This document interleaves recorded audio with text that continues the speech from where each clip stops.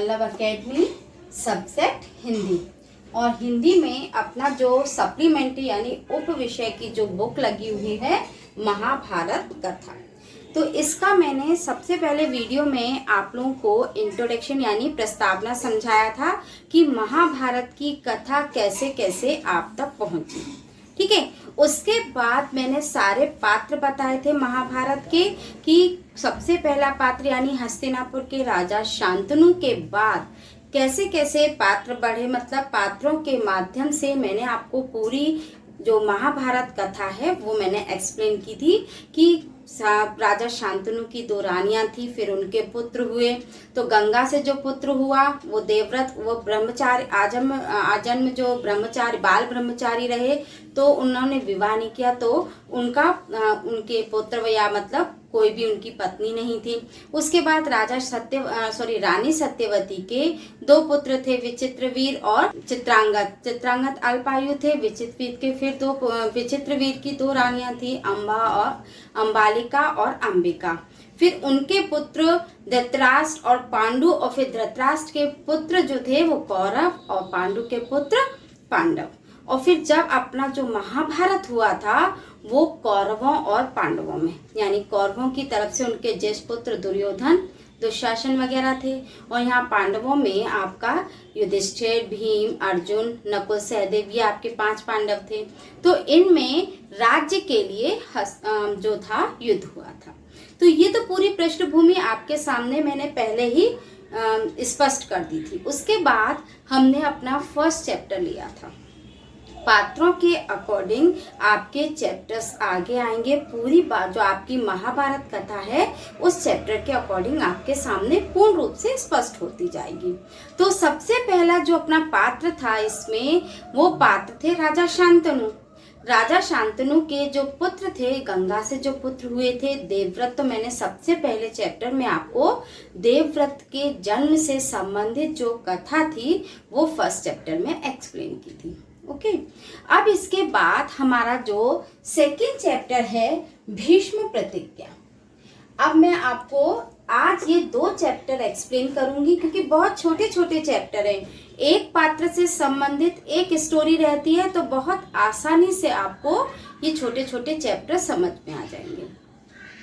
जब गंगा के जाने के बाद राजा शांतनु मतलब बहुत विरक्त रहने लगे, दुखी रहने लगे।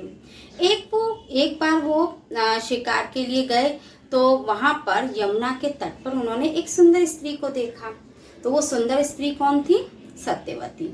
सत्यवती से जब उन्होंने विवाह का प्रस्ताव रखा तो उन्होंने कहा कि मेरे पिता जो मल्लाहों के सरदार हैं केवटराज, आप उनसे बातें कीजिए।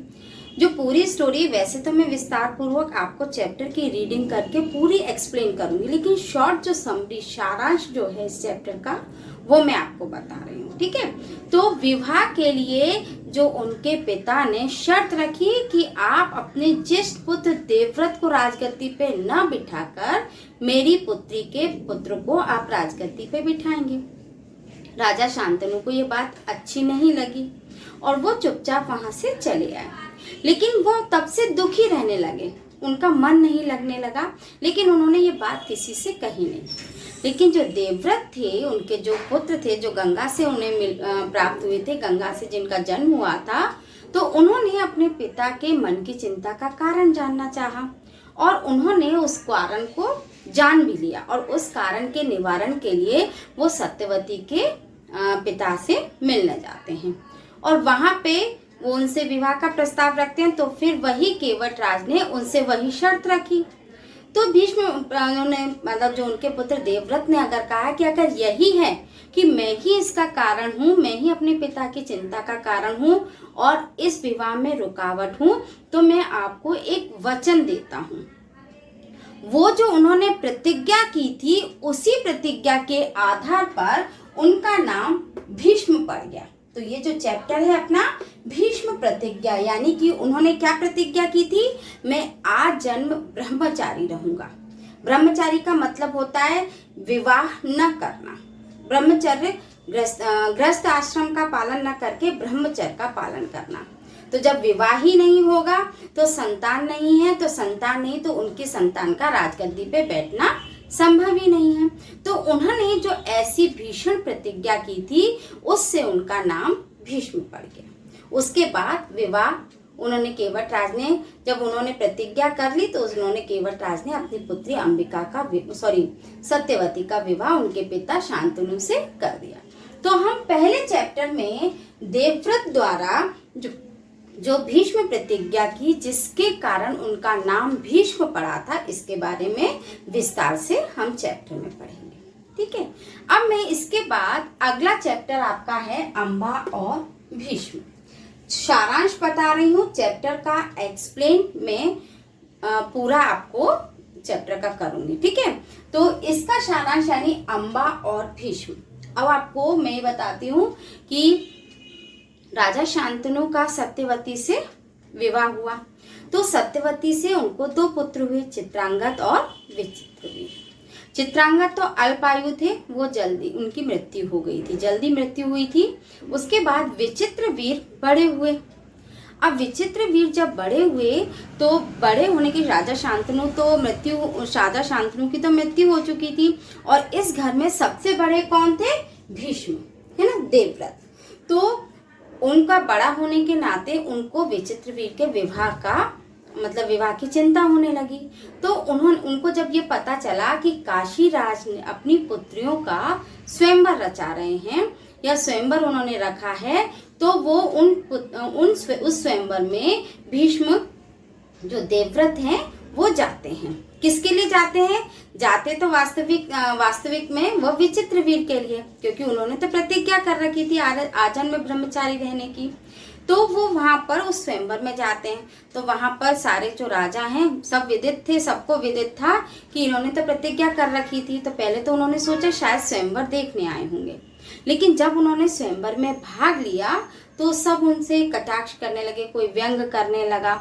तो उस व्यंग से गुस्सा होकर उन्होंने वहां पर सबसे प्रतियोगिता में युद्ध करा, या ये कहना चाहिए प्रतियोगिता में उन्होंने भाग लेकर सबको हराया।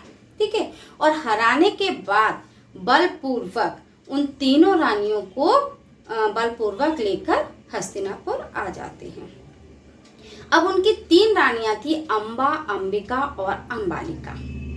जो अंबा थी वो पहले से ही शौभ देश के जो राजा थे शाल, वो उनसे प्रेम करती थी और मन ही मन उन्होंने अपना पति भी मान लिया था।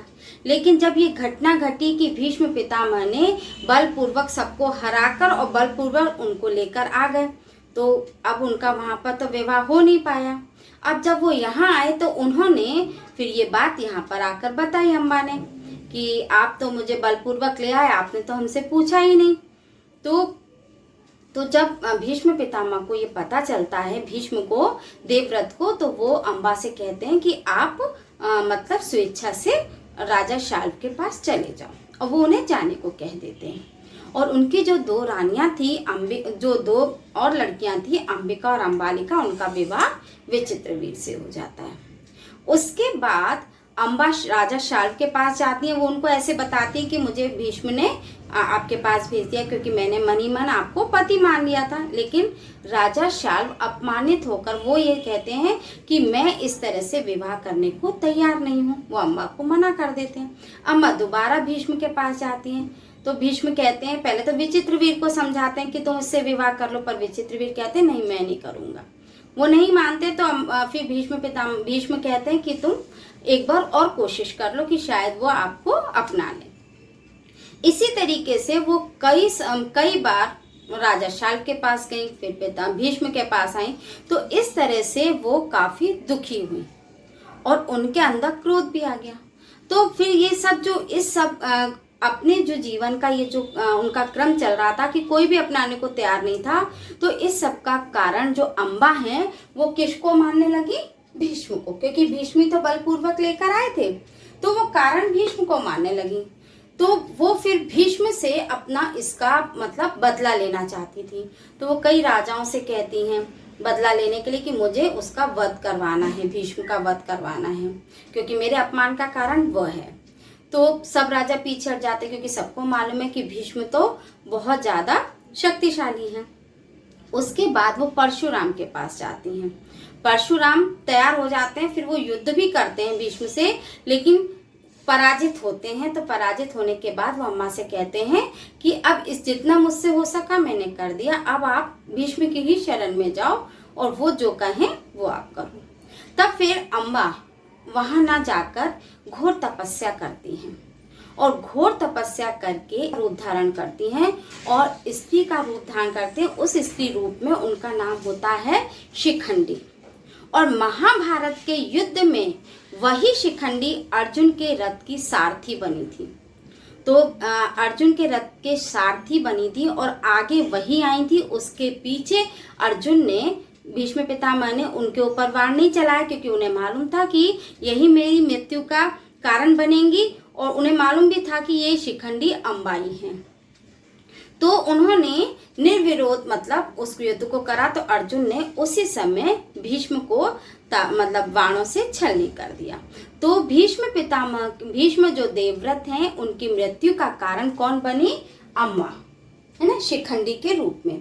तो हमारे ये जो 2 चैप्टर हैं, इनको मैंने सारांश रूप में आपको समझा दिया है। अब इसका विस्तृत रूप यानी पूरी जो व्याख्या आपकी रीडिंग करके मैं आपको चैप्टर वाइज समझाती हूँ। तो बच्चों, मैंने आपको अभी बताया कि मैंने आपको सबसे फर्स्ट वीडियो में मैंने आप लोगों को महाभारत की कथा का सारांश बताया था और उसके बाद अपना फर्स्ट चैप्टर हुआ था देवव्रत, यानी कि राजा शांतनु के जो पुत्र थे देवव्रत, जो उनकी पत्नी गंगा से उत्पन्न हुए थे, तो उनके बारे में मैंने फर्स्ट चैप्टर में बताया था। ठीक है, तो अब हमारा थर्ड चैप्टर है भीष्म प्रतिज्ञा। तो भीष्म प्रतिज्ञा में आप लोगों को मालूम है, जब गंगा के जाने के बाद गंगा उनको देवव्रत उनके जो पुत्र थे उनको देखकर फिर गंगा चली जाती हैं। तो फिर गंगा के जाने के बाद जो राजा शांतनु हैं, वो उनका मन नहीं लगता है। उसके बाद 4 वर्ष बीत जाते हैं। एक दिन राजा शांतनु यमुना तट की ओर घूमने गए, तो वहाँ उन्होंने अप्सरा से सुंदर, यानी बहुत सुंदर जो स्त्री थी, अप्सराओं की तरह एक सुंदर सी जो तरुणी वहाँ पर उन्हें खड़ी दिखाई दी, जिसका नाम था सत्यवती। गंगा के वियोग के कारण, यानी कि जब गंगा वहाँ से उनके जीवन से चली जाती हैं, तो उनके कारण राजा के मन में विराग छाया हुआ था। और जब उन्होंने इस तरुणी को देखा तो वो जो विराग था वो विलीन हो गया, यानी कि दूर हो गया। उस सुंदरी को अपनी पत्नी बनाने की उनके मन में इच्छा जागने लगी। तो उन्होंने सत्यवती से प्रेम याचना की और बोली, तो सत्यवती से उन्होंने उनके सामने उनका विवाह का प्रस्ताव रखा। तो उनकी जो सत्यवती थी वो बोली, मेरे पिता मल्लाहों के सरदार हैं, पहले आपको उनसे अनुमति लेनी पड़ेगी, फिर मैं आपकी पत्नी बनने को तैयार हूँ। राजा शांतनु ने जब अपनी इच्छा उन पर प्रकट की तो केवटराज ने कहा, आपको मुझे एक वचन देना पड़ेगा। राजा ने कहा, जो आप मांगेंगे मैं दूंगा, यदि वह मेरे लिए अनुचित न हो। तो केवटराज बोले, आपके बाद हस्तिनापुर के राज सिंहासन पर मेरी लड़की का पुत्र बैठेगा। इस बात का आप मुझे पहले वचन दे दीजिए, उसके बाद मैं अपनी पुत्री सत्यवती का आपसे विवाह कर दूंगा। केवटराज की जो ये शर्त थी राजा शांतनु को अच्छी नहीं लगी। वह गंगा सुत यानी गंगा के पुत्र देवव्रत को छोड़कर अन्य किसी को राजगद्दी पे बैठाने की सोच ही नहीं सकते थे। तो वहाँ से वो बिना कुछ उत्तर दिए और निराश मन से वहाँ से लौट आए। किसी से कुछ कहा भी नहीं और उनके मन में जो चिंता थी, उनके मन में कीड़े की तरह धीरे धीरे उनको अंदर ही अंदर कुरेदने लगी, यानी कि खाने लगी। जब देवव्रत ने देखा कि उनके पिता के मन में कोई ना कोई व्यथा, यानी कि कोई ना कोई दुख, व्यथा का मतलब होता है दुख समाया हुआ। एक दिन उन्होंने शांतनु से पूछा, अपने पिता से पूछा, पिताजी, संसार का कोई भी ऐसा सुख नहीं है जो आपको प्राप्त नहीं है, फिर आप इधर कुछ दिनों से मुझे दुखी दिखाई दे रहे हैं, आपको किस बात की चिंता है? यद्यपि शांतनु ने फिर बात को घुमा दिया कि भाई ऐसी बात बताऊंगा तो शायद देवव्रत को अच्छी न लगे, तो उन्होंने बात को घुमा दिया। लेकिन देवव्रत बहुत कुशाग्र बुद्धि के थे, उनको समझते देर नहीं लगी। उन्होंने राजा के सारथी से जाकर, सारथी होता है जो उनके रथ को चलाता है, तो सारथी से जाकर पूछा तो उन्होंने सारथी ने केवटराज और यमुना किनारे पे जो स्त्री उन्हें दिखाई दी थी उन सब के बारे में उनसे बता दिया। तो उसके बाद वे केवटराज के पास गए। तो वहाँ पर केवटराज के पास जब वहाँ गए तो उन्होंने उनसे कहा कि आपकी पुत्री सत्यवती का विवाह महाराज शांतनु से आप कर दें। तो केवटराज ने वही शर्त उनको दोहराई जो उन्होंने राजा शांतनु के सामने रखी थी।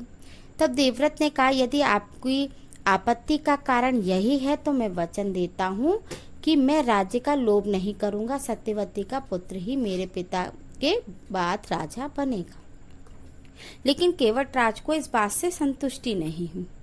तो उन्होंने बहुत दूर की सोच रहे थे, तो वो बोले, आर्यपुत्र, इस बात का मुझे पूरा भरोसा है कि आप अपने वचन पे अटल रहेंगे, वचन से नहीं फिरेंगे, किंतु आपकी संतान से मैं वैसी आशा कैसे रख सकता हूँ। आप जैसे वीर पुत्र का जो पुत्र होगा वो भी तो वीर होगा। हो सकता है संभवतः वह मेरी पुत्री के बेटे से राज्य छीनने का प्रयत्न करे। इसके लिए आपके पास क्या उत्तर है। तो इसके बाद केवटराज का यह प्रश्न उन्हें फिर वो सोचने लगे कि क्या कहना चाहिए। तो फिर केवटराज का प्रश्न उन्हें अच्छा नहीं लगा, अप्रत्याशित। तो उन्हें संतुष्ट करने के लिए देवव्रत ने कहा कि आप भविष्य की बात अगर आप चाहते हैं, भविष्य के लिए अगर आपको ये चिंता है, तो मैं पितृभक्त देवव्रत, इससे ज़्यादा भी मैं एक वचन देता हूँ। तो उन्होंने वचन क्या दिया, गंभीर स्वर में उन्होंने वचन दिया कि मैं जीवन भर विवाह नहीं करूँगा, आजन्म ब्रह्मचारी रहूँगा। तो जब आजन्म ब्रह्मचारी रहूँगा तो मेरे संतान ही नहीं होगी, तब तो आप संतुष्ट रहेंगे। तो किसी को आशा नहीं कि तरुण ऐसी वचन की किसी को भी आशा नहीं थी। इसी प्रतिज्ञा के कारण ही बच्चों उनका नाम भीष्म पड़ गया था, देवव्रत का नाम भीष्म पड़ गया था। ठीक है। केवटराज ने फिर खुशी खुशी अपनी पुत्री का विवाह राजा शांतनु से कर दिया। तब राजा शांतनु और सत्यवती से उनके 2 पुत्र हुए, चित्रांगद और विचित्रवीर। शांतनु के देहवास यानी उनकी मृत्यु के बाद चित्रांगद हस्तिनापुर की गद्दी पर बैठे, लेकिन युद्ध में मारे जाने पर विचित्रवीर को फिर राजगद्दी पर बिठाया गया। विचित्रवीर की 2 रानियां थी, अंबिका और अंबालिका। अंबिका के पुत्र थे धृतराष्ट्र और अंबालिका के पुत्र थे पांडु। धृतराष्ट्र के पुत्र कौरव कहलाए और पांडु के पांडव। और महात्मा भीष्म शांतनु के बाद से कुरुक्षेत्र युद्ध का अंत होने तक उस विशाल राजवंश के सामान्य कुलनायक और पूज्य बने रहे। शांतनु के बाद कुरुवंश का क्रम ऐसे ही चलता रहा। तो बेटा ये तो मैंने आप लोगों को राजा शांतनु देवव्रत की जो भीष्म प्रतिज्ञा थी जिससे उनका नाम भीष्म पड़ गया उसके बारे में बताया। अब आपको मैंने इस चैप्टर में बताया कि जो सत्यवती के 2 पुत्र थे, चित्रांगद और विचित्रवीर। तो चित्रांगद तो मारे गए थे, तो अल्पायु में मृत्यु हो गई थी उनकी। तो विचित्रवीर की 2 रानियां थी, अंबिका और अंबालिका। तो अब जो अपना अगला चैप्टर है अंबा और भीष्म, देखो ये एक स्टोरी है कि जो अंबिका और अंबालिका हैं ये 3 बहनें थी, अंबा, अंबिका और अंबालिका। तो अंबिका और अंबालिका ने तो इनको भीष्म पितामह स्वयंवर से जीत कर लाए थे, इन तीनों बहनों को। लेकिन अंबिका और अंबालिका ने तो विचित्रवीर की पत्नी बनना स्वीकार कर लिया। लेकिन इनकी जो तीसरी बहन थी अंबा, उन्होंने ये कह के उसको स्वीकार नहीं किया कि मुझे जो जीत कर लाया है मैं उसी की पत्नी बनूंगी। तो जीत कर तो भीष्म पितामह लेकर आए थे। तो अब आप इस चैप्टर में अंबा और भीष्म के बारे में पढ़ेंगे। ठीक है। तो सत्यवती के पुत्र चित्रांगद बड़े ही वीर थे परंतु स्वेच्छाचारी थे। एक बार किसी गंधर्व के साथ युद्ध हुआ, उसमें वे मारे गए।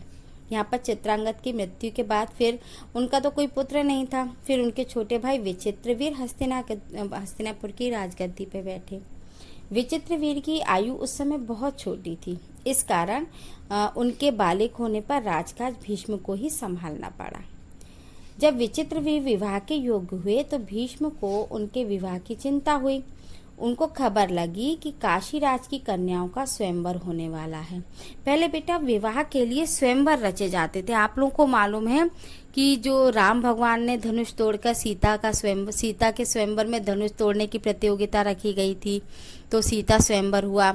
ऐसे ही महाभारत में भी द्रौपदी के भी उसके विवाह के लिए स्वयंवर रचा गया। मतलब पहले जो राजा विवाह करने के लिए राजा महाराजा स्वयंवर रखते थे। स्वयंवर में बलशाली मतलब राजा देखते थे कि वो उनकी पुत्री के योग्य है कि नहीं। तो ऐसे ही जब भीष्म पितामह को पता चला कि काशीराज की कन्याओं का स्वयंवर होने वाला है, यह जानकर भीष्म बहुत खुश हुए और स्वयंवर में सम्मिलित होने के लिए काशी रवाना हो गए। कौन सम्मिलित होने के लिए गए थे? भीष्म पितामह। देश विदेश से अनेक राजकुमार उस स्वयंवर में भाग लेने के लिए आए थे। राजपुत्रियों को पाने के लिए आपस में बहुत बड़ी स्पर्धा यानी प्रतियोगिता थी। क्षत्रियों में भीष्म की प्रतिज्ञा का प्रतिष्ठान अद्वितीय है। उन्हें महान त्याग और भीषण प्रतिज्ञा का हाल सब जानते थे। इसलिए जब वह स्वयंवर मंडप में प्रविष्ट हुए तो राजकुमार ने सोचा कि सिर्फ स्वयंवर देखने के लिए आए होंगे। ये मालूम है कि जब उन्होंने भीष्म प्रतिज्ञा कर रखी वो आजीवन ब्रह्मचारी रहेंगे, तो ऐसे स्वयंवर में आने से जो वहाँ के राजा थे वो सोचने लगे कि शायद स्वयंवर देखने आए होंगे। परंतु जब स्वयंवर में सम्मिलित होने वालों में भीष्म ने भी अपना नाम दिया तो अन्य कुमारों को निराशा हुई, क्योंकि उन्हें तो मालूम है कि ये बहुत शक्तिशाली हैं। पर उनको क्या पता था कि द्रोणवती भीष्म अपने लिए नहीं बल्कि अपने भाई के लिए स्वयंवर में सम्मिलित हुए हैं। सभा में खलबली मच गई। चारों ओर भीष्म पर फप्तियां कसने लोग बाग मतलब कहने लगे कि भाई में ताकत नहीं थी, जो बड़ा भाई यहाँ पर स्वयंवर में आया है। तो इस तरह से फप्तियां कसने लगे। लेकिन जो भारतवंशी भीष्म जो बड़े बुद्धिमान और विद्वान थे, स्वयंवर से इन्हें मतलब था, इन सब बातों से उन्हें कोई मतलब नहीं। इनके प्रण का क्या हुआ जीवन भर मतलब ये उनके ऊपर कटाक्ष किए गए थे कि इनके प्रण का क्या हुआ। जीवन भर ब्रह्मचारी रहने की इन्होंने तो प्रतिज्ञा की थी, वो क्या झूठी थी? इस भांति सब राजकुमारों ने भीष्म की हंसी उड़ाई। यहाँ तक कि काशीराज की कन्याओं ने भी भीष्म की तरफ से दृष्टि फेर ली और उनकी अवहेलना सी करके आगे की ओर चल दी। भीष्म इस अवहेलना को सहन न कर सके। उन्होंने सभी राजकुमारों को हराकर तीनों राजकन्याओं को बलपूर्वक रथ में बैठा लिया और हस्तिनापुर की ओर चल दिए। शौभ देश का राजा शाल्व बड़ा वीर था। काशीराज की सबसे बड़ी कन्या अम्मा उस पर अनुरक्त थी, यानी कि जो शौभ देश का राजा शाल्व था उससे जो काशीराज की बड़ी जो कन्या थी अम्बा प्रेम करती थी, ठीक है, और वो मन ही मन उन्हें अपना पति मान चुकी थी। जब शाल्व ने भीष्म के रथ का पीछा किया और उन्हें रोकने का प्रयत्न किया, इस पर भीष्म और शाल्व के बीच घोर युद्ध छिड़ गया। भीष्म ने उन्हें हरा दिया, किंतु काशीराज की कन्याओं की प्रार्थना पर उसे जीवित छोड़ दिया। भीष्म काशीराज की कन्याओं को लेकर हस्तिनापुर पहुंचे। विचित्र वीर के विवाह की सारी तैयारियां हो जाने के बाद जब कन्याओं को विवाह मंडप में ले जाने का समय आया तो काशीराज की बड़ी बेटी अम्बा एकांत में भीष्म से बोली, गांगे होता है गंगा के पुत्र, ठीक है। तो मैंने अपने मन में शौभ देश का राजा शाल्व को अपना पति मान लिया था। इसी बीच आप मुझे बलपूर्वक यहाँ ले आए। मेरे मन की बात जाने बगैर मेरे बारे में अब तो आप उचित समझें। मतलब मेरे मन की जो बात जानने के बाद आप मेरे बारे में अब जो उचित समझें वो करें।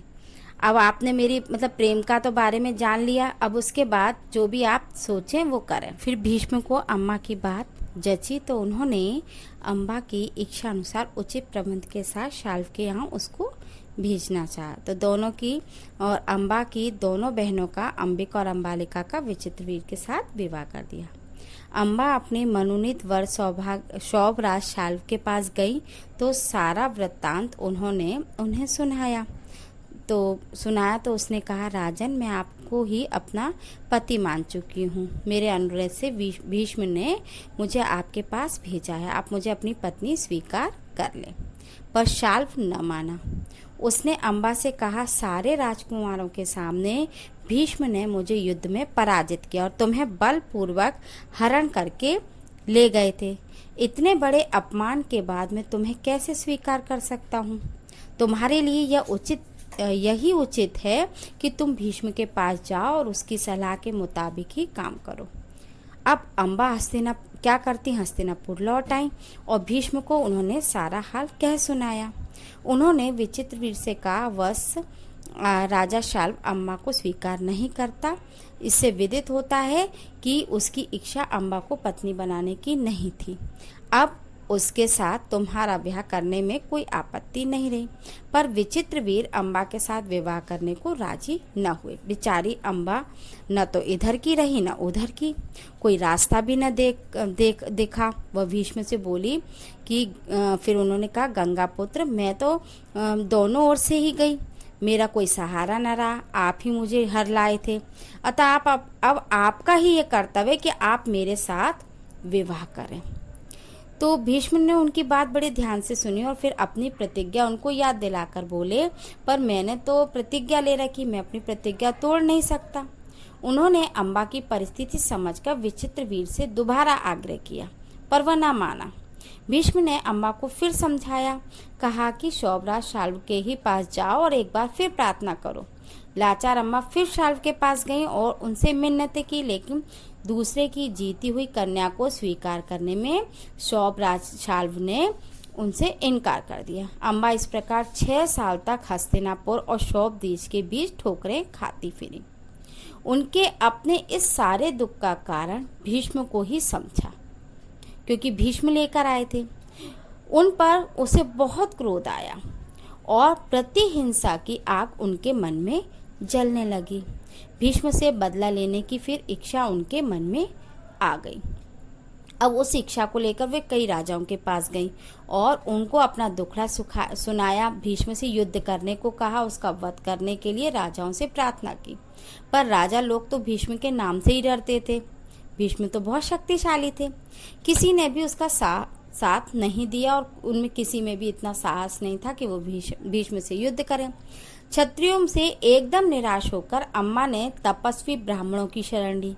तपस्वियों से जाके कहा तो तपस्वियों ने कहा, बेटी तुम परशुराम के पास जाओ, वे तुम्हारी इच्छा अवश्य पूरी करेंगे।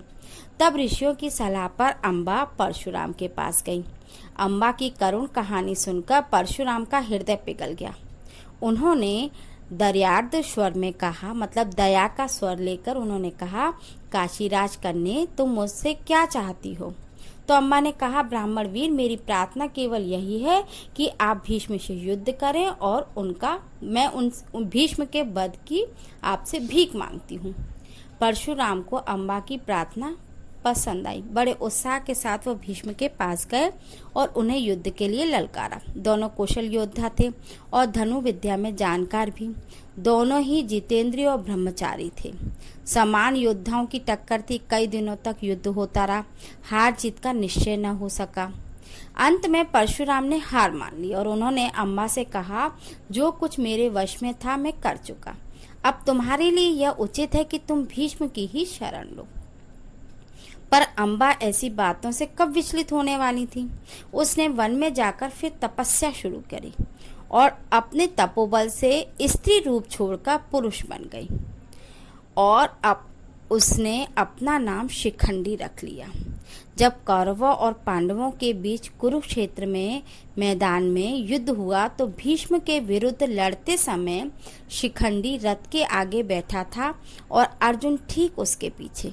ज्ञानी भीष्म को यह बात मालूम थी कि अम्बा ही शिखंडी का रूप धारण किए हुए हैं, इसलिए उन्होंने उस पर वार चलाना अपना वीरोचित प्रतिष्ठान के विरुद्ध समझा। शिखंडी को आगे करके अर्जुन ने भीष्म पितामह पर हमला किया और अंत में उन पर विजय प्राप्त की। जब भीष्म आहत होकर पृथ्वी पर गिरे तब जाकर अम्बा का क्रोध शांत हुआ। तो इस पाठ में आपने सबसे पहले मैंने आपको पाठ पढ़ाया भीष्म प्रतिज्ञा, उसके बाद अम्बा और भीष्म यानी किस तरीके से अम्बा भीष्म पितामह के मृत्यु का कारण बनी। ठीक है। तो ये 2 चैप्टर मैंने आज आपको एक्सप्लेन किए हैं।